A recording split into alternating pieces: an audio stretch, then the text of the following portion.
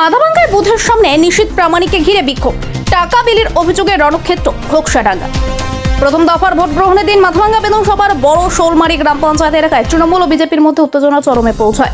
কোচবিহার চা বাগানের 47 ও 48 নম্বর বুথকে কেন্দ্র করে দুই দলের প্রার্থী মুখোমুখি অবস্থান নেওয়ায় পরিস্থিতি দ্রুত উত্তপ্ত হয়ে ওঠে। ঘটনাস্থলে উপস্থিত ছিলেন বিজেপি প্রার্থী নিশীথ প্রামাণিক এবং তৃণমূল কংগ্রেস প্রার্থী শাবলু বর্মন। তৃণমূলের তরফে অভিযোগ করা হয় বিজেপি প্রার্থী ভোটারদের মধ্যে টাকা বিলি করছেন, যদিও এই অভিযোগ অস্বীকার করেছে বিজেপি। এই অভিযোগ ঘিরে দুই পক্ষের মধ্যে বাকবিতণ্ডা শুরু হয়, যা মুহূর্তের মধ্যে উত্তপ্ত পরিস্থিতির সৃষ্টি করে। এদিকে জয় বাংলা, অন্যদিকে জয় শ্রীরাম স্লোগানে মুখর হয়ে ওঠে এলাকা। উভয় পক্ষের সমর্থকদের মধ্যে তীব্র উত্তেজনা ছড়িয়ে পড়ে। প্রত্যক্ষদর্শীদের দাবি, একসময় পরিস্থিতি এমন জায়গায় পৌঁছায় যে দুই পক্ষের কর্মী সমর্থকেরা একে অপরের দিকে তেড়ে আসতে শুরু করেন। কখনো বিজেপি প্রার্থীর সমর্থকরা এগিয়ে আসছেন, আবার কখনো তৃণমূল প্রার্থীর অনুগামীরা পাল্টা প্রতিরোধ করছেন। এতে করে পরিস্থিতি আরও জটিল হয়ে ওঠে।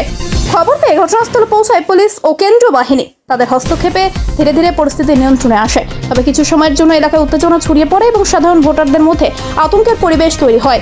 ভোটের দিন এমন সংঘর্ষের ঘটনা নির্বাচনী পরিবেশকে প্রশ্নের মুখে ফেলেছে। যদিও প্রশাসনের দাবি, পরিস্থিতি এখন নিয়ন্ত্রণে এবং শান্তিপূর্ণভাবে ভোট গ্রহণ প্রক্রিয়া চালিয়ে যাওয়ার চেষ্টা চলছে।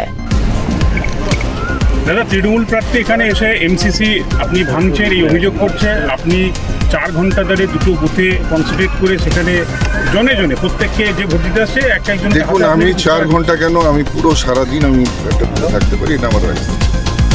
এবং এই বুথটাতে প্রত্যেক বছর প্ল্যানিং করে এখানকার কিছু মহিলাকে তাদেরকে কনভিন্স করে, কিছু এখানকার সাধারণ মানুষকে কনভিন্স করে প্রত্যেকবার এই বুথটাতে ভারতীয় জনতা পার্টিকে হারানোর চেষ্টা হয়। এবার ওদের ওই প্ল্যানিংটা আমি ধরে ফেলেছি, যার জন্য জারি জুরি শেষ হয়ে গেছে। এবার ক্যান্ডিডেট কী করবে? তৃণমূলের তো এমন ক্যান্ডিডেট যিনি নিজের স্ত্রীর পেটে লাথি দিয়ে নিজের গর্ভাবস্থার শিশুকে পঙ্গু বানিয়ে দিয়েছে। এটা আমার কথা না, এটা ওনার স্ত্রীর কথা। বিজেপি প্রার্থী নিশীথ প্রামাণিক বললো যে আপনারা যত স্লোগান দিতে থাকবেন তত উনি এখান থেকে নড়বেন না। এই একটা বার্তা। 2 নম্বর বার্তা হচ্ছে আপনারা যদি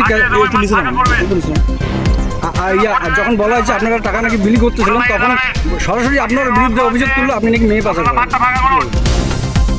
এটা আসলে আপনারা দেখতে পাচ্ছেন, আজকের এই নির্বাচন চলছে, নির্বাচন আচরণ বিধি লাগু হয়েছে।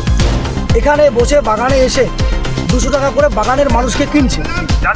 মানুষ স্বতঃস্ফূর্তভাবে প্রতিবাদ করে তাকে তাড়িয়ে দিয়েছে। এবং তিনি যে একটা নাক কাটা কান কাটা চোর, তার কোনো লজ্জা নেই।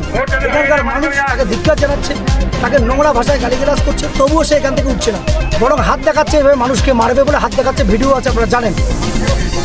এটা কোন জগতের মানুষ?